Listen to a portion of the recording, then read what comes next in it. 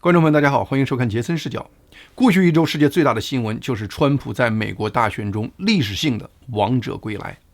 美国和世界的运行轨迹将因川普的回归而发生重大变化。大选已经过去，世界面临的真正考验可能才刚刚开始。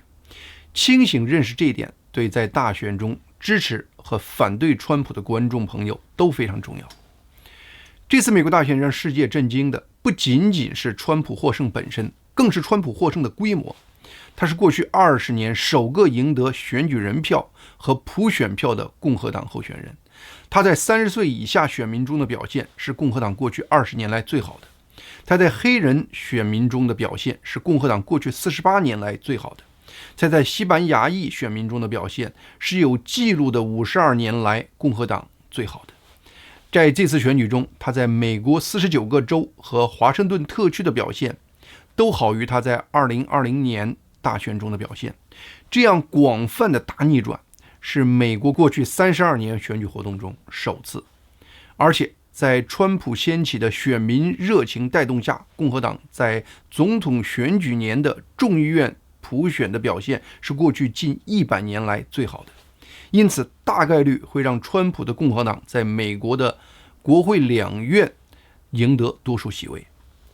在美国历史上，只有民主党的克利夫兰总统在1893年实现过相隔4年再次成功当选总统，也就是川普的这次成功回归是过去130多年来美国总统选举首次，也是共和党美国历史第一人。当你把这些数据放在一起，你会发现用历史性这个词来描述这次川普获胜的规模都有些低估了，用史无前例来描述其实更合适。在过去一周，很多人都在分析和讨论川普获胜的规模为什么会如此出人意料的大。从细节上讲，我们可以找到很多解释，但从宏观历史角度看，我隐隐感觉是因为川普需要这样的广泛支持，他需要有这样的广泛支持率背书的执政权威，因为他需要这样的权威来面对未来可能的艰难岁月。我上期节目提到了一位来自巴黎的叫西奥的投资人，他用自己所有能调用的价值3000万美元的资产，在全球 Polymarket 加密平台上豪赌川普会赢。他不但赌川普会赢得选举人票，而且赌川普还会赢得普选票，而且会赢得美国7个摇摆州中的6个。按目前美国大选报道出来的结果，西奥下的赌注应该是都赢了。因此他下注的3000万美元很快会变成8000万美元，因此他将狂赚5000万美元。很多人把这当成一个豪赌而大赢的欢喜故事，但西奥却坚称他并不是在盲目的赌博，他的大胆投资基于他独特的视角和数据分析。他认为美国目前的舆论大环境和民调方法都造成偏向民主党的民调结果。因为媒体对川普的大量丑化宣传，很多支持川普的人会有顾虑接受民调。相反，支持哈里斯的选民在媒体宣传的鼓动下，普遍会有真理在握的自信，因此他们更愿意接受民意调查。这是美国民调在有川普参加的美国大选中连续3次大幅度低估川普支持度的根本原因。为解决这个问题，西奥把他分析的重点放在民调中的一个特殊问题，这个问题通常被称为邻居测试法。调查人员在询问被访问人自己会选哪个候选人后，还会问你认为你的邻居选川普和哈里斯的比例是多少。一旦分析这个问题，西奥发现哈里斯的支持率开始明显降低。为了证实他的这个方法，西奥说他甚至在美国雇人做了一项类似的调查，来测量这个邻居测试法的准确性。西奥拒绝透露他委托进行的这个调查的具体结果，但他声称，如果以后美国民调机构更重视这个问题，也许美国未来的民调会更准确些。尽管西奥讲出了他这套投资理论，我还是认为他的成功有很大的幸运的成分。人世间的事情冥冥之中都有安排，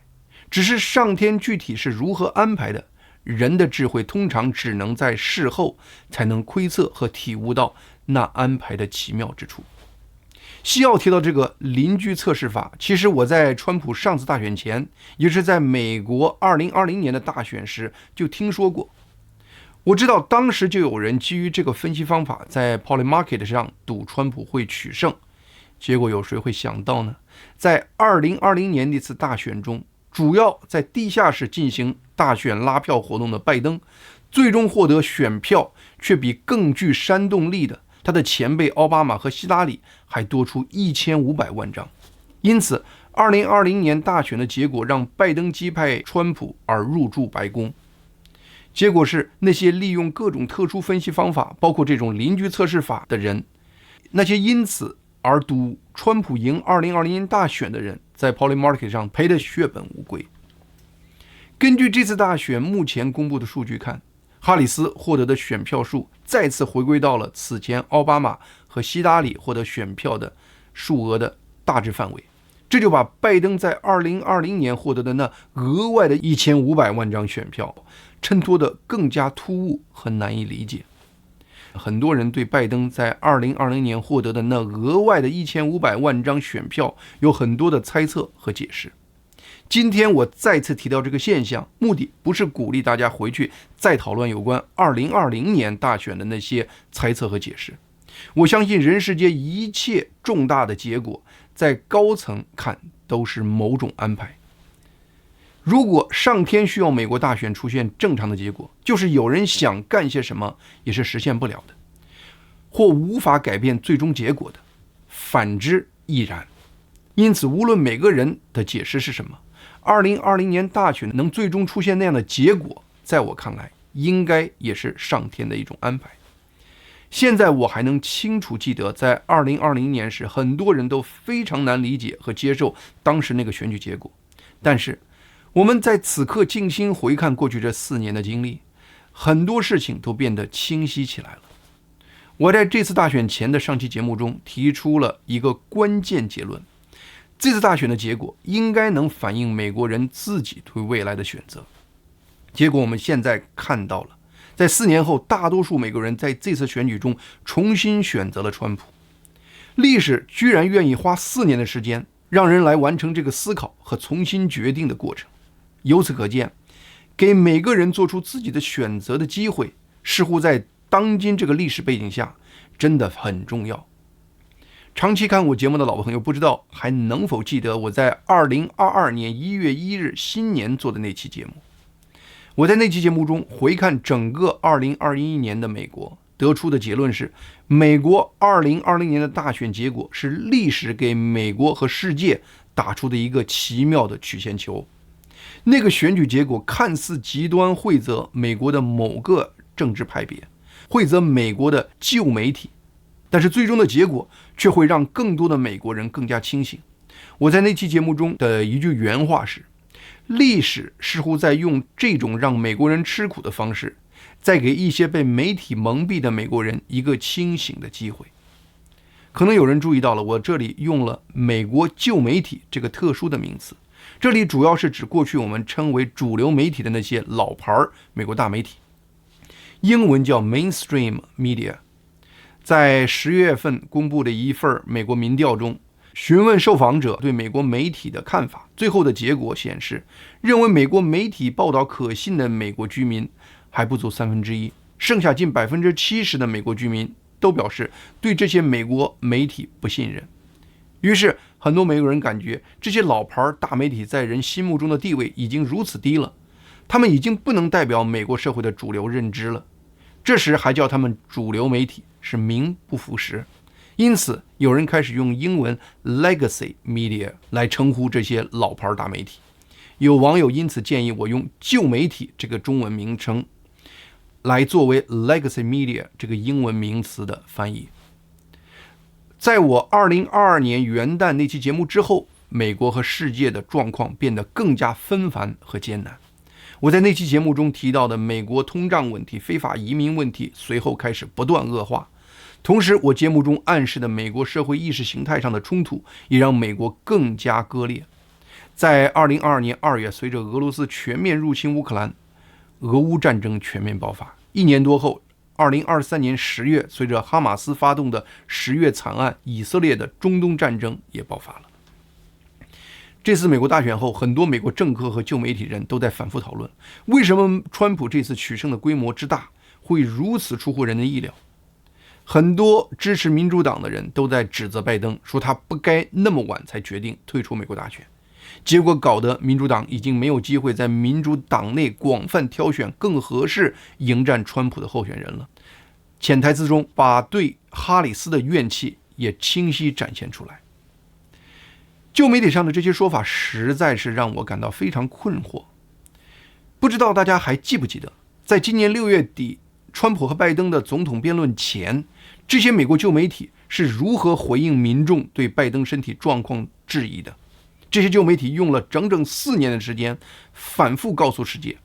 拜登头脑敏锐，行动自如。哪怕是当拜登在七国集团会议上迷迷糊糊的四处游荡的视频曝光后，这些媒体依然坚称那段视频是被编辑过的，缺乏背景的，误导性的。是这些旧媒体一直在努力塑造拜登的健康人设，这是为什么他们却反过来开始怪拜登没有早些自己退下来呢？在确定哈里斯正式接替拜登成为民主党新的总统候选人后，又是这些旧媒体立刻围绕在以哈里斯为核心的党中央周围，开始了一轮对哈里斯的全方位美化宣传。当初哈里斯是对抗川普的最佳总统候选人的这个人设，不正是这些旧媒体的杰作吗？现在为什么他们却又开始抱怨哈里斯整个竞选的表现不给力了呢？同样是这些旧媒体，他们对自己背书的民调反复报道，烘托出一片哈里斯一路领先川普的氛围。那么现在他们为何又突然出来质问，为什么民主党的选举策略和纲领那么严重脱离普通美国人的真实情绪，却不知道调整呢？不过回看这些旧媒体上的讨论，也给我们另一个看这次大选的角度。表面看，这些旧媒体对选举一方的偏袒明目张胆到了傲慢的地步，他们掩盖拜登的身体状况，过度美化哈里斯的选举状态，淡化民主党选举议程和美国民众情绪的严重脱节。这种种傲慢的做法，当时看来谁都认为他们是在帮左派，在打击川普。但是现在我们回过头来再看看，不难看到，正是他们的这种罔顾事实的种种掩盖，才让民主党在关键问题上不断误判，一错再错，直到没有时间挽回的地步，最终给民主党带来了这次大选的灾难性后果。天欲起王，必令其狂。纵观人类历史，上天如果安排哪个势力衰落，采用的方式往往是放纵这个代表这个势力的人偏执和傲慢。能在痛苦中反思自己的人已经极少了，而能在顺风顺水的境遇中反思自己的人几乎没有。因此当上天这样给人中的某种势力这样设套时，几乎是没人能跳出这个套的。华尔街日报刊登了一篇叫鲍尔的一位作家的观点文章，标题是我为何投票反对民主党。鲍尔住在民主党主导的明尼苏达圣保罗市，他一辈子都是忠诚的民主党人，但在过去这4年，他的亲身经历让他开始重新思考。他看到美国人的自由在被蚕食，特别是在公立学校体系中。在疫情后期，尽管美国大部分地区都重新开放了，他所在的这个左派为主的城市依然持续封闭。这里的教师不顾学生去罢工封路，青少年质疑自己性别的人数突然出现激增，美国人的言论自由在普遍受到攻击。他投川普的票，不是他本人支持川普，而是在表达他对民主党向左走得太远的抗议。鲍尔女士的这篇文章更清楚地为我们诠释了上天安排美国过去这4年状态的意图之一。看来一切都是在计划之中。在过去1-2年，围绕川普参选美国总统的各种热门话题连绵不绝，因此不断有长期关注我的观众朋友表示希望我谈谈川普的话题。我在我参与的其他节目中曾经解释过我为什么谈这个话题比较少的原因。我在2022年开始意识到历史展现出的这种安排后，我内心中就有了这个故事结局的画面了。在随后的2年中，川普遇到的麻烦越棘手，我对最终结局的这种感觉就越强烈，越笃定。因为天将降大任于斯人也，必先苦其心志。因此，对这个故事过程中的细节上的跌宕起伏，我难免有种可谈可不谈的感觉。我知道观众朋友中不是都能接受川普这个人的，而且也有很多朋友对于冥冥之中有主宰这样的世界观也不一定认同。因此，在大选前的上期节目中，我只能用隐晦的下面一段话来描述我当时对大选的预测。在那个节目中，我说，回看过去4年，川普经历的种种艰难，包括被告的几乎倾家荡产，包括险些被一枪毙命等等，我会不由自主地想，如果川普这次再被安排败选，那过去4年上天安排他的这曲曲折折又有何意义呢？在很多大家的反馈中，在看大家的反馈时，我意识到很多朋友和我其实心有戚戚焉。有关我对川普这次获胜背后因素的理解，我就分享到这里。下面我们来谈谈未来。川普在美国大选获胜的这个消息确认后，从11月6日开始，美国股市经历了辉煌的3个交易日，多项股市纪录被刷新，道琼斯指数首次突破44000点大关，而标普500指数则突破了6000点。过去一周也创下了自2023年11月以来的最佳单周表现，特别是美国的小盘股表现更佳。罗素2000小型股指数在3天中上涨了超过 8%， 创下2020年4月以来的最大单周涨幅。在2016年川普出人意料地赢得大选后，也出现过类似一轮美国股市暴涨的行情，因此有人把川普获胜后的股市暴涨称为川普交易。交易不同于投资，交易是市场短期情绪化行为的展现，而投资需要的是对长期经济面的理性思考和判断。在未来一段时间内，川普交易这波情绪将逐渐淡去，对川普执政期的投资思考将逐渐主导市场。川普表达出来的可能直接影响美国经济的相关政策主要有4个大方向。很多投资人简单的把这4个方向总结为2项政策对美国投资人不利，2项政策有利。其中对投资人不利的2个方向的政策是：1. 限制美国的非法移民； 2. 提高美国的关税。对投资人有利的2个方向是：1. 降低美国企业税； 2. 减少政府监管。现代人类经济是一个高度和极其复杂的系统，其中有数以亿计的各种因素在发生着相互作用，而且哪项政策真的会出台，在什么时候出台，出台时国际和国内的经济政策大环境如何等等，这都会让某个政策产生不同的效果。根据川普在他第1任时的表现，他对选举时的承诺是比一般政客更认真的去努力执行的。同时他在执行过程中也会有一些变通。拿他建南部边境墙的说法为例，他在2016年竞选时曾反复强调说，他上任后会让墨西哥掏钱给美国建边境墙，以此减少从墨西哥涌入美国的非法移民的数量。在商业界的常规认识是，减少进入美国的非法移民数量会负面影响美国的经济。但是因为当时几乎没有人相信川普这个说法是可行的，而且墨西哥当时的总统也放出狠话说，他100%不会出现给美国建边境墙。因此很多投资人都认为川普建边境墙的说法不过是竞选过程中玩的一个噱头罢了，真的上任后他是不会认真去实施的。等川普上任后，很多投资人这才发现自己在这个问题上的推论有逻辑漏洞。一方面，大家虽然成功预测了川普真的没法逼迫墨西哥掏钱给他建墙，但是另一方面，大家却低估了川普完成自己建墙减少非法移民这个承诺的决心。最后川普真的是想办法从美国国防预算中搞了一笔钱，硬是在美国南部边境成功建起了很大一段边境墙。而且在川普任期内，从南部进入美国的非法移民数量真的出现了大量的减少。最终，美国经济也没有因为在川普第一任期非法移民大量减少而出现问题。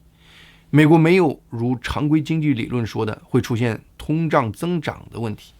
同时，在美国失业率不断下降的情况下，通胀水平依然保持在远低于目标通胀率 2% 的水平。而让投资人从一开始就期盼的川普在选举中承诺的减税政策，直到2017年年底才有了眉目。不过，很多投资人又惊恐地发现，川普又开始和中共打起了贸易战。但最终，川普的减税政策并没有立刻引发美国政府额外的巨额政府赤字。另外，和中共的贸易战也没有立刻引发很多专家预测的美国通胀问题。当然，随着2020年疫情在全世界的蔓延，川普初期的一系列政策的经济后效应就变成了一笔搅在一起说不清的糊涂账了。我回顾川普在他第一个任期的这些历史，是想说明一点：川普如何实施他的经济政策很难预测，川普何时出台他的经济政策也很难预测，川普出台的经济政策的实际效果更难预测。另外，美国和国际大环境的变化根本无法预测，因此在川普任期中的投资概念和其他时期的投资概念其实没啥不同，都需要具体时刻的具体问题具体分析和得出具体的结论。任何试图搞什么川普时代投资理论，以此简单化对川普任期经济政策效果的具体分析，大家对此都需要非常警惕。最后，我们来谈谈川普入主白宫的未来这4年，美中关系会有什么新情况。首先，在台湾问题上，川普的这个任期会跨越2027年。很多人传说习近平有在2027年左右对台动武的念头，而川普此前经常把习近平是我好朋友之类的话挂在嘴边，因此有人担心川普在危机时刻会不会出手保护台湾。我从来不认为川普口头上和习近平、普京这样的人称朋友是他的软弱和无原则的表现，也不认为拜登在国际媒体上说普京是个杀人犯是他勇敢和有原则的表现。回顾历史，我们可以清楚地看到2017年川普和习近平你来我往在一起吃吃喝喝游山玩水，但是这交情并没有妨碍川普在2018年一个推特就发起了持续至今的美中贸易战，而这场贸易战正是中国经济噩梦的开始。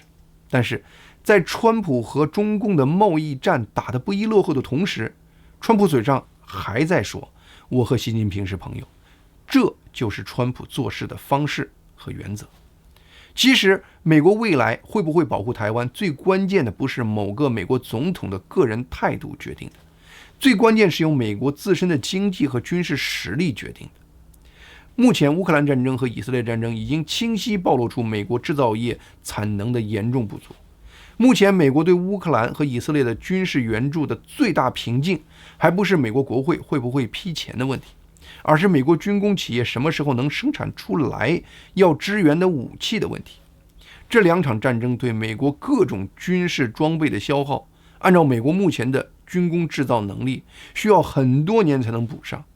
就连美国答应卖给台湾的武器，也不得不等很多年才能到货。如果未来美军在真正需要面对中共时，因为自己的武器装备不够，根本无法支撑一个和中共的中长期战争，那时就是哪个美国总统想出手救援台湾，美国军方高层也会警告这个总统，让他认清形势的。川普多年来一直希望用增加关税的方式让美国制造业回流美国，现在那个不断在美国本土开创出制造业奇迹的马斯克，也答应会在川普未来的任期中积极辅佐川普。帅有决心，犟有能力，这个绝美组合是我看到的可能让美国制造业重回昔日雄风的少有的希望。只有一个制造能力强大的美国，才会是一个台湾真正能靠得住的美国。在美国和中国大陆的关系上，虽然川普最近在8月份和马斯克在 X 平台上聊天时，还说起他和习近平的关系良好。但是此时全世界的人的共识是，未来4年，川普不会让习近平过得很舒服。关税这个词儿对川普来说，就像他字典中最美的那一个，这是他解决美国政府赤字、推动美国制造业发展等一系列问题的主要法宝。在竞选中，他放出话来，等他上台了，他要对全世界进入美国的商品都收10%的关税，但是他唯独把中国单列出来区别对待。他声称对所有中国进口的商品要征收的关税会高达60%。在当今世界，60%的关税那不是关税，那是拒绝和你做任何生意的官方宣言。而与此同时，中国在上一轮贸易战中能够使出的应对川普关税的招数，这次可能会行不通。首先，中国经济目前的状况已经不能和2018年同日而语了。当时中国经济在内需方面还有红火的中国房地产支撑，所以当时中共习近平还有底气和美国你来我往的打一场贸易战。目前中国的房地产已经崩盘了，整个中国的内需凄惨无比，中国经济的唯一亮点就只剩出口这一个方向。现在中国经济增长极度依赖出口的增长，在这样的情况下，如果川普说的对中共商品60%的关税的政策真的落地了，据高盛的分析师的预测，可能会让中国未来的 GDP 损失2个百分点。川普在2018年对中共发起的第一轮贸易战，已经引发了中国和世界出口格局的根本改变。表面看，中国出口到美国的份额从2017年的19%才降到了现在的15%，降幅不大。但是很多制造业企业在过去这些年，为躲避美国对中国的商品关税，已经把部分产能转移到了中国以外的很多国家，其中包括越南、印度、墨西哥等。很多企业，包括苹果公司的布局，都是保证它的产品既能在中国生产，也能在中国以外的国家生产。制造业转移出中国初期其实是最难的，因为它在完成一个从无到有的质变的过程，随后产能在中国和中国以外的调整，那将是一个相对容易的量变的过程。因此，如果未来美国对中国商品的关税真的升高到60%，下一轮产能搬出中国的速度将远远超过中国上一轮的制造业流失。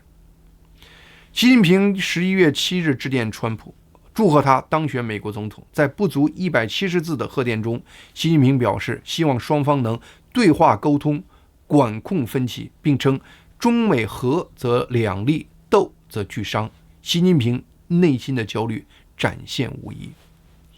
10月6日凌晨，当川普在他佛罗里达的海湖庄园发表获胜感言时，一句话让我印象格外深刻。他说，我们创造历史是有某种使命的。英文原文是 We made history for a reason tonight。 对川普这句话，不同人有不同的理解。在我的内心深处，不知为啥总隐隐地感到，随着川普回归白宫，人类的发展重心将进入一个新的阶段。新的阶段必然意味着新的挑战，甚至很可能是巨大的挑战。好，今天节目就到这里，谢谢大家的收看，希望大家能够订阅和推荐杰森视角这个频道。